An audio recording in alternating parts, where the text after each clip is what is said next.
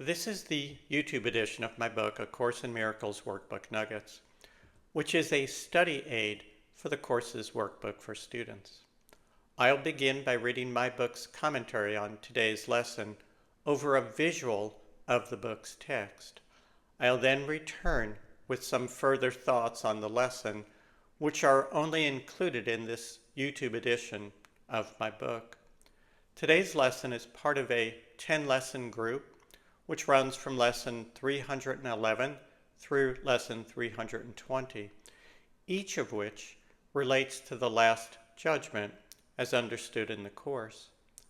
I'll be repeating this same introduction for each of lessons 311 through 320, so you can skip past this introduction in the future if you like.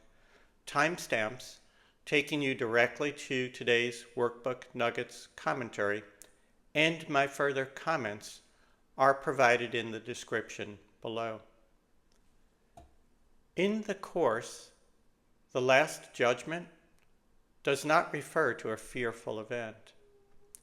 It is redefined to be the happy end to the false perception of the illusion.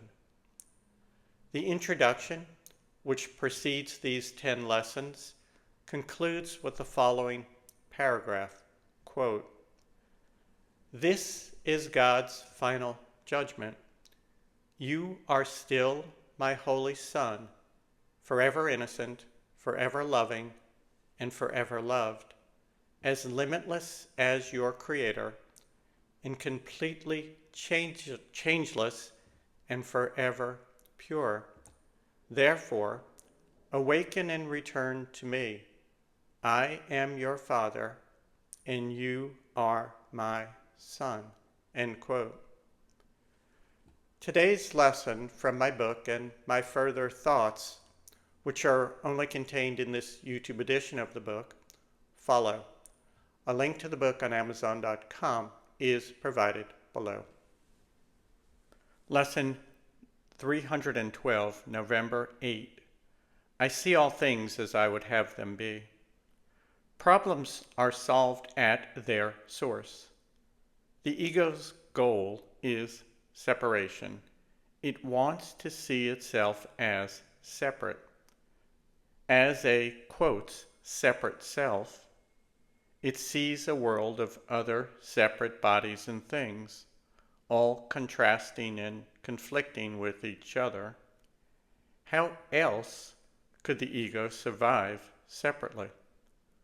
The lesson, and the course as a whole, seek a single change. See from the perspective of the one self, the real you. The title of today's lesson is, I see all things as I would have them be. Since you see all things as you would have them be, the only real question is, what do you want to see? Do you want to see a world of separation, lack, fear, and hate?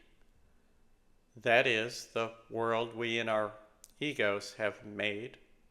Or do you want to see only what God has created?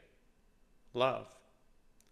You have this choice, and it is real. And you make this choice in every encounter and judgment you make. The first step is to be aware of the choice in the moment. And the second is to choose wisely. The Course tells us that we all will wake, but the pace of your progress and the time of your salvation depends on your choices. Choose wisely. Your home in heaven awaits your return. Today's prayer can help you to so choose.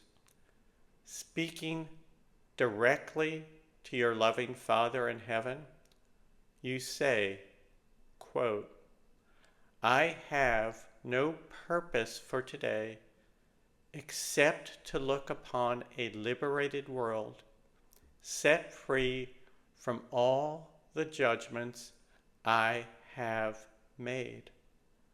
Father, this is your will for me today, and therefore it must be my goal as well.